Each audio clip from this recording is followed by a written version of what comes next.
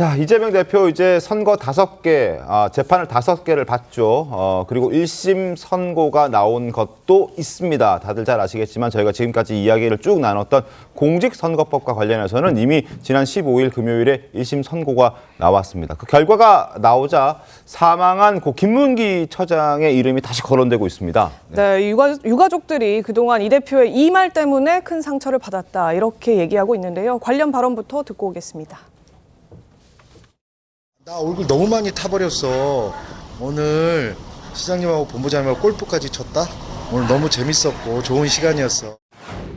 뭐 일부에서는 그 산하 직원이고 뭐 해외 출장도 같이 갔는데 어떻게 모를 수 있냐 그러지만 제가 뭐 그 실제로 하위 직원이라서 기억이 안 나고요. 저 김문기를 모른다던 하위 직원이었기 때문에 모른다 했던 저 발언이 고 김문기 처장의 유족들의 마음을 아프게 한 겁니다. 그리고 이 대표 1심 선고 이후에 김문기 전 처장 유가족들의 반응들도 하나씩 지금 전해지고 있다면서요? 네, 맞습니다. 이 동생의 전원에 따르면 네. 이 어머니가 이재명 대표에게 1심에서 유죄가 선고가 되니까 김문기 처장 묘소에 가서 오열을 했다 이런 네. 증언들이 지금 나오고 있거든요. 또 유족들이 앞서서 김 처장의 발인 날 이재명 대표 또 김혜경 씨가 산타 옷을 입고 춤추는 영상 이게 그렇죠. 같은 날 공개가 됐다고 합니다. 발인 날 공개가 된 걸 보고 분통을 터뜨렸다 이런 얘기들도 나오고 있는데 지금 이 말씀드린 이 내용은요. 앞서서 국회에서도 언급이 된 바가 있습니다. 자, 박정훈 국민의힘 의원이 얘기를 했습니다. 지난 16일입니다. 고인 김문기 씨의 아들은 80대 친할머니가 TV를 통해 보고 오열하고 가슴을 치며 분통을 터뜨렸다 했다. 김 전 처장을 모른다고 한 것도 모자라서 발인 날 춤까지 추는 걸 보며 유족은 어떤 심경이었을까라고 얘기를 했습니다. 그리고 바로 이 장면이 그 해당 논란이 됐던 해당 영상입니다. 크리스마스를 앞두고 이재명 대표 부부가 산타복을 입고 지금 저렇게 해맑게 웃으며 춤을 추고 있는 저 모습. 저 날이 김문기 씨의 발인 날이었다는 겁니다. 모른다고 한 것도 분통이 터지는데 가족들 입장에서는 근데 발인 날 저런 영상을 틀어서 공개를 해서 또 저렇게 춤을 추고 해맑게 웃으면서 한쪽은 지금 초상집인데 이쪽은 지금 분위기를 저렇게 연출한다? 가족들 입장에서 받아들이기 힘들지 않았겠습니까? 정광희 대변인. 그러니까 그 당시로 돌아가 보면 네. 사실 이재명 대표는 최소한의 인간적 예의를 가졌어야 된다고 생각합니다. 김문기 씨가 극단적 선택을 한 데 대해서는 여러 가지 이유가 있겠지만 가장 큰 이유는 대장동 게이트와 관련해서 자신이 역할을 했고 네. 그와 관련해서 이재명 대표와도 연관 관계가 있다는 점에 대한 그런 그 심적 압박이 있었기 때문에 극단적 선택을 했는데 그분의 발인 날 아무리 뭐 그때가 크리스마스 시즌이었고 자신의 그 대통령 선거를 위한 과정이었다고는 하지만 저런 영상을 공개하는 것이 올바랐는가?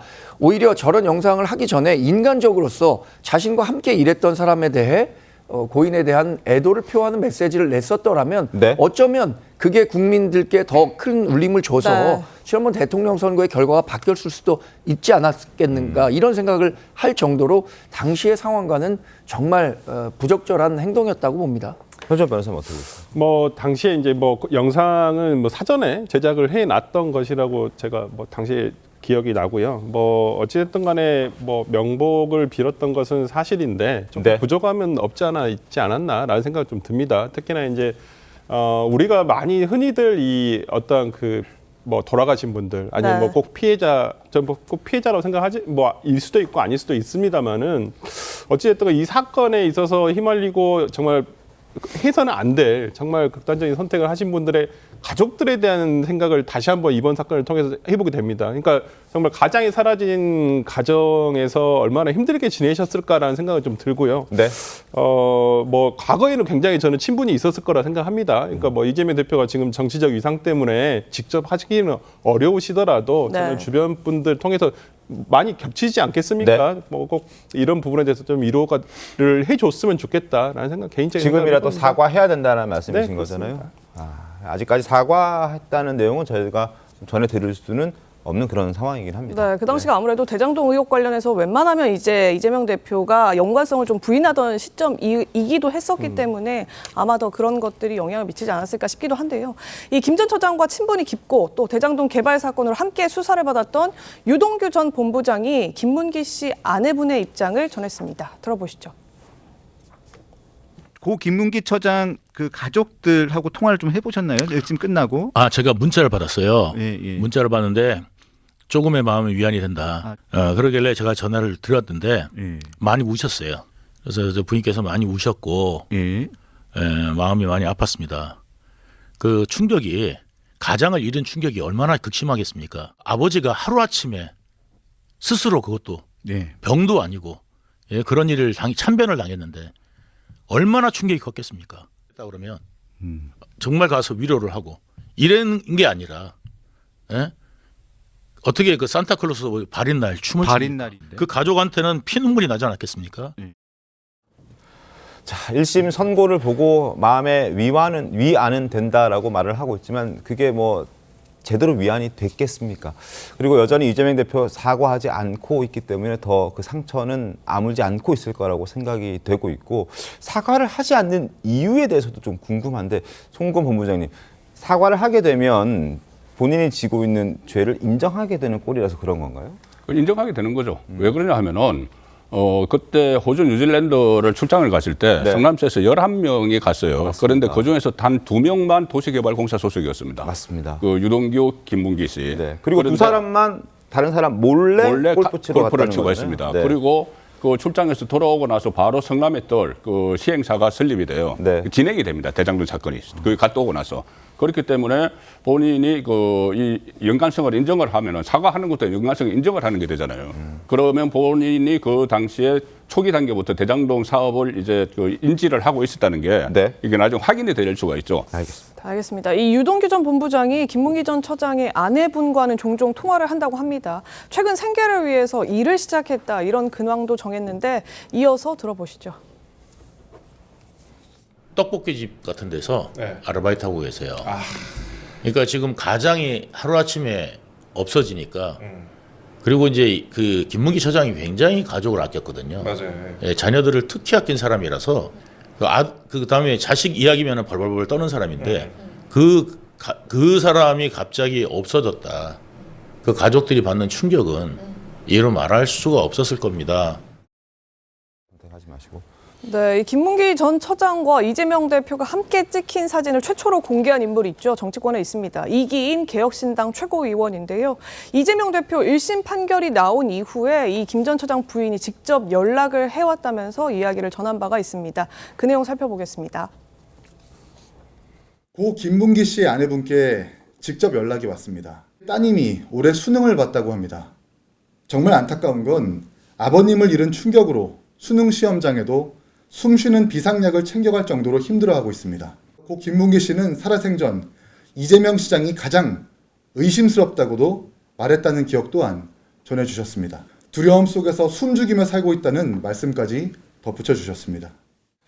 자, 생계를 꾸려나가기 위해서 분식집 아르바이트를 한다는 김문기 전 처장의 아내 이야기, 그리고 최근에 수능을 봤다는 또 딸의 이야기까지 여러 사람들을 통해서 전해지고 있습니다.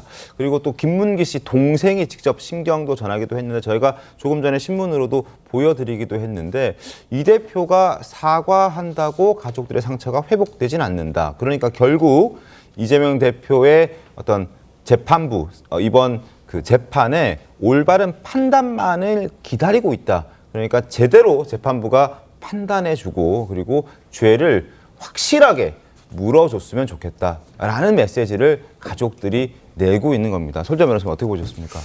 그러니까 아마 가족들 가장을 잃은 슬픔을 이게 쉽게 치유가 되지는 않을 거라 생각합니다. 저는 이번 1심 판결이지만은 일단 재판부에서 김문기 씨를 몰랐다라고 하는 부분에 대해서는 허위라고 일단 판결 이후에서는 밝히고 있습니다. 네. 그 자체가 일단 공표가 되지 않아서 그 부분에 대해서는 이제 무죄가 된 것이고 발언의 진위 자체, 그러니까 뭐 거짓이냐 몰랐다라는 것이 김문기 씨를 몰랐다는 것이 거짓이냐 아니면 진실이냐라는 부분에 있어서 이재명 대표 측에서 얘기했던 부분이 허위다라고 거짓말을 했다라고 일단은 판결 이후에서 밝히고 있어요. 이제 아직은 뭐 이것이 2심에 가서 어떻게 될지는 모르겠습니다만 1심에서는 그렇게 판단이 되고 있고 네. 뭐 그 점에 대해서 이제 김문기 씨 가족들이 이제 조금 위안을 받으셨다라고 한다면 뭐 그나마 좀 치유가 되지 않을까라는 생각은 합니다만은 어쨌건 뭐 지금의 뭐 사과가 뭐 사과한다고 돌아가신 분이 다시 돌아오지도 않으실 것이고 그렇기 때문에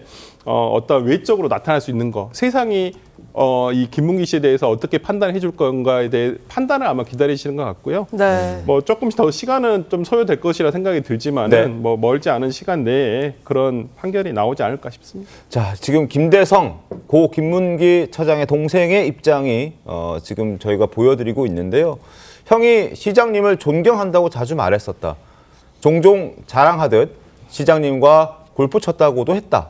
같이 일하는 걸 자랑스러워했었다라고 얘기를 했고 이재명 대표가 우리 형을 모른다가 아니라 열심히 일하는 직원이었다. 그 말 한마디만 했더라면 어땠을까? 그렇다면 형이 그런 선택을 하진 않았을 것이다 라는 취지의 어떤 동생의 입장까지 조선일보를 통해서 전해지고 있습니다. 정관진 대변인님.